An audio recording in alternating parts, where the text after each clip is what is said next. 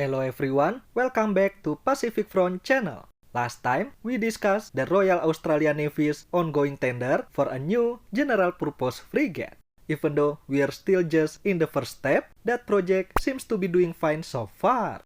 On the other hand, Australia also has another naval project that looks so simple to execute, but in reality is filled with problems. This is the story of the Royal Australian Navy's problem child, the Arafura class OPV.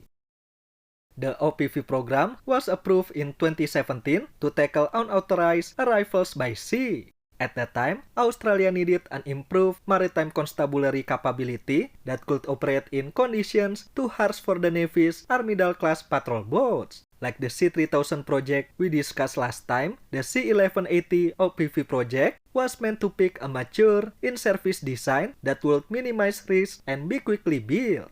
The Australian DoD then selected Lurson's OPV-80 design, which was already in service with the Royal Brunei Navy as the Darussalam class OPV. With a budget of almost 4.7 billion Australian dollar, C-1180 was to build 12 OPV-80 to be named the Arafura class in Australian service. With an experienced designer and shipbuilder as the main contractor and a mature in-service design, what could go wrong, right?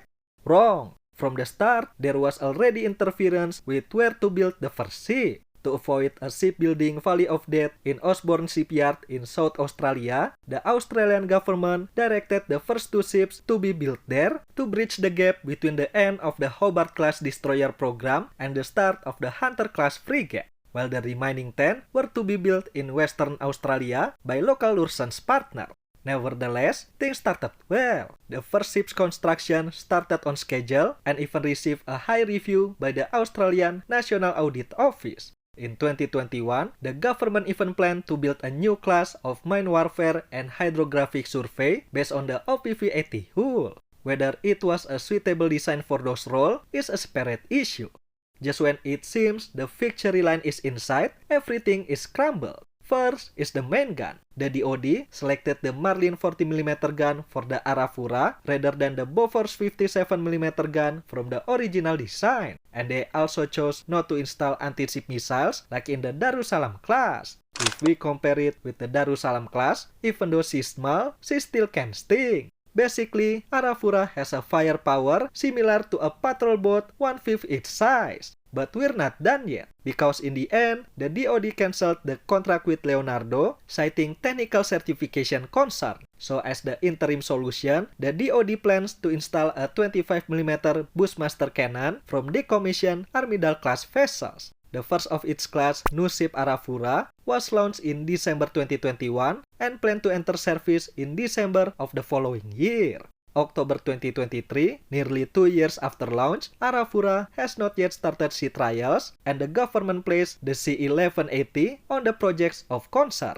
Some delays were attributed to COVID, but an audit in 2022 stated that changes were required to improve the structural fire protection of the ship and other safety design changes before conducting sea acceptance trials. This caused a domino effect on the project, because in shipbuilding, the later that design changes are introduced, the greater the cost and schedule implication will be. Since the construction of the first ship has been completed, the flow-on effects of the design changes are massive. Years prior in 2020, perhaps knowing the project started to show troubles, the Australian government announced it had awarded Austal, the shipbuilder who wasn't selected for the OPV project, a contract for 6 Evolve Cape-class patrol boats in a bid to reduce the risk of the transition from Armidal to Arafura. What makes matters worse for the Arafura class, following the 2023 Surface Fleet Review, the government has cut the C-1180 fleet from 12 to just only 6. The good news is, the sea trials for the first ship has finally begun last August, but without an official statement or media release whatsoever. All information the public gets so far is from personal imagery by officials, builders' representatives, and local ship spotters on social media platforms. It's kinda surprising to me how a straightforward approach like choosing a mature, in-service design becomes the most underachieving project. First is the design. Did no one examine the ship's fire protection when candidates were being considered? Or has the seaworthiness standard changed since the original selection?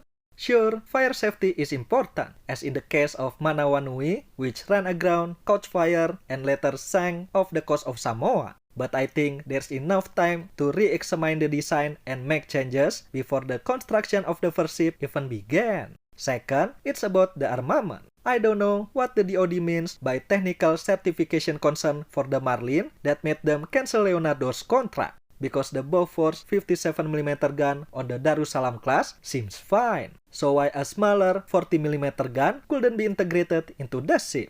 Now, with 25mm Bushmaster just an interim solution, what the real solution will be? Going back to the original with the Bofors 57mm? Furthermore, in the age of great power tension, Australia should know better. Why order a ship less capable than in the brochure? Australia doesn't have the luxury to spend almost $4.7 billion for 80mm constabulary vessels that have no warfighting capability. Every ship must be armed to the teeth, so the decision not to install anti-ship missiles on the Arafura would only give Australia a disadvantage in future conflict. Imagine spending $390 million for a patrol boat with only a 25mm cannon. This amount of money could get the Indonesian Navy 2 light frigates a decade ago. I guess the Australian DoD learned from this mistake. That's why their approach for the C-3000 project announced last February is zero design change to avoid similar outcomes happening to their strategic program. So what is the way forward for Arafura? The Surface Fleet Review suggested that Arafura should have a role focused on civil maritime security operations and enhance regional engagement in the Southwest Pacific and Southeast Asia.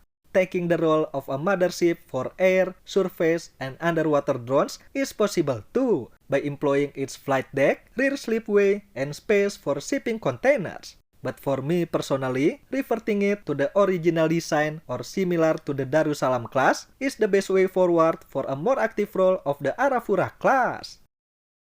And that's it for today, the story of Australia's problem child, the Arafura class. What do you think is the best way forward for this project? Share with us in the comment section below. And if you haven't watched my last video about Australia's frigate project, you can watch it right here.